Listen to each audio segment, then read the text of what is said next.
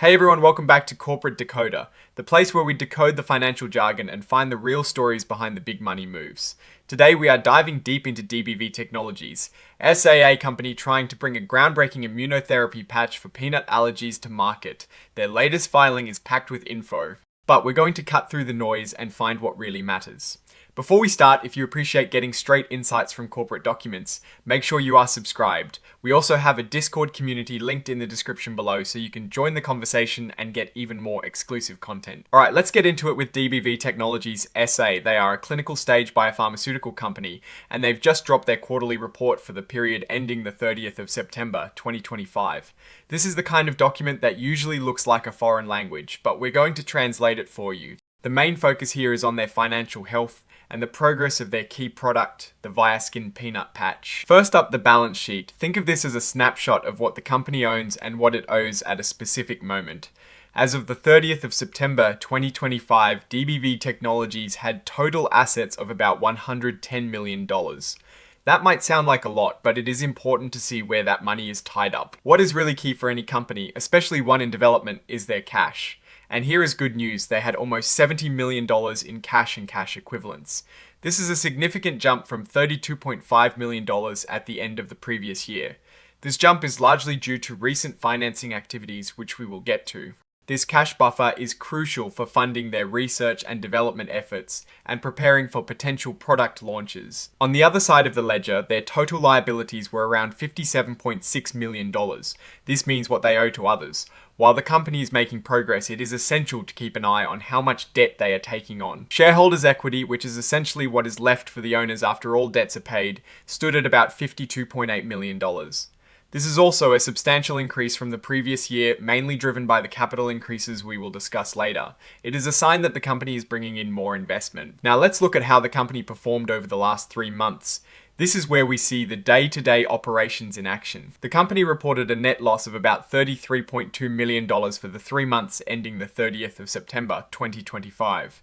This sounds bad, but for a clinical stage biopharmaceutical company, losses are often expected as they invest heavily in research and development without generating significant revenue from sales. Yet, the key is if they are managing these losses and moving towards profitability. The number of shares outstanding also saw a significant increase to over 136 million, up from nearly 96 million in the same period last year. This increase is a direct result of recent share issuances, which we'll explore further.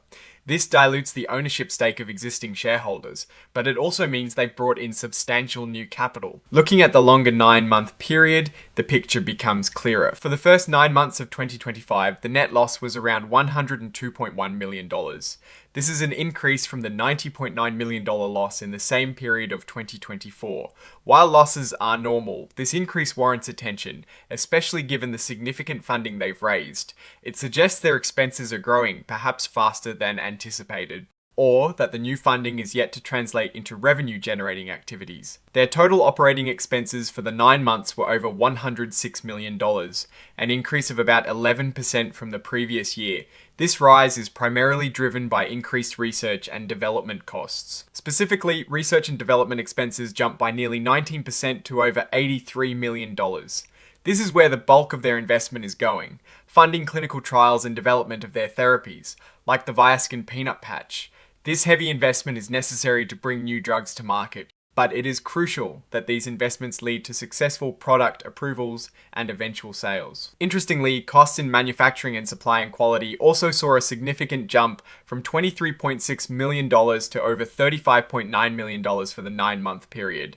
This increase of over 50% suggests that D.B.V Technologies is actively preparing its manufacturing capabilities for potential commercialization, which is a positive sign for future growth, assuming regulatory approvals. In terms of cash flow, the company used about $86 million in operating activities for the 9 months, ended the 30th of September 2025.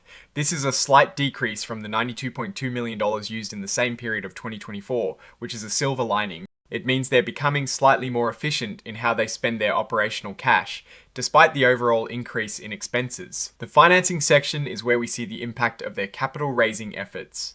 They had a massive inflow of over $117 million in financing activities for the 9 months ended the 30th of September 2025. This is a huge shift from the negative cash flow of just $88,000 in the prior year period. This influx is primarily from the significant financing rounds they completed in early 2025, which we will touch on shortly. This infusion of cash is critical for survival and research. Let's take a closer look at those financing activities. On the 27th of March 2025, the company announced a substantial financing plan. They received over $125 million in April 2025 from issuing securities. This was followed by potential additional proceeds of over $181 million if all warrants are exercised. This strategic move was aimed at funding the Viaskin peanut patch through its regulatory submission and preparing for a potential US launch. Now, this is a critical part. Even with the recent funding, the company estimates its cash will only last into the third quarter of 2026. This statement, these conditions and events raise substantial doubt about the company's ability to continue as a going concern within 1 year after the date that these financial statements are issued, is a red flag. It means that despite the money raised, there is still significant uncertainty about the company's long-term survival without further funding.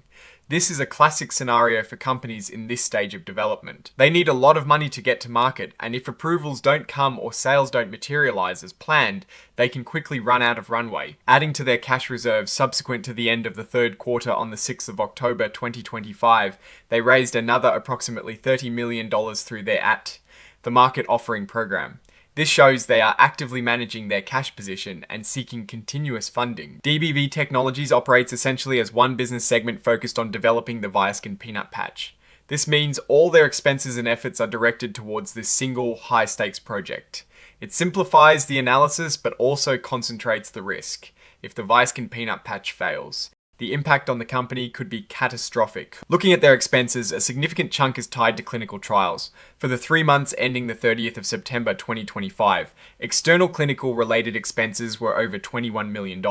This increased by 26% from the previous year, largely driven by the launch of the Comfort Toddlers study and other regulatory and pre-commercialization activities for Viaskin Peanut. This is the engine of their progress, but also their biggest cost center. It is also worth noting the share-based payment expenses. For the 3 months, these were around $415,000, a decrease from the previous year. These are non-cash expenses related to stock options and grants to employees.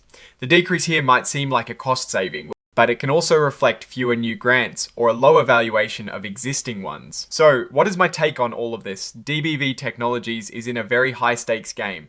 They are intensely focused on bringing the Viaskin peanut patch to market, especially for children.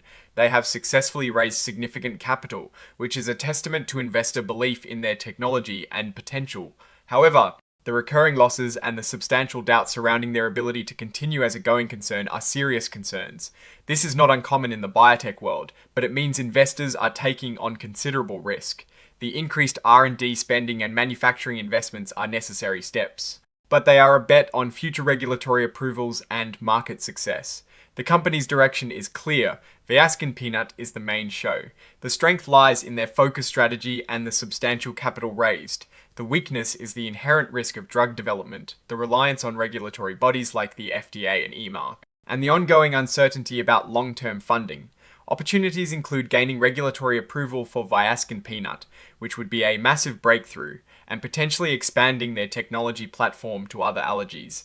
The biggest risks are a failure to gain approval, competition, and the ever-present need for more capital.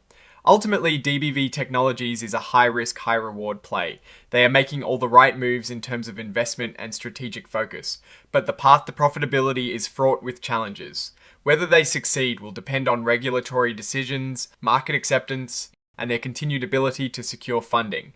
Alright, that is our breakdown of D.B.V Technologies' latest filing. What is your take on these numbers and what they signal for the company's future? Drop your thoughts in the comments if this analysis was valuable. Hitting that like button really helps, and subscribe for more deep dives. Don't forget to check out the Discord in the description. Thanks for watching. See you next time.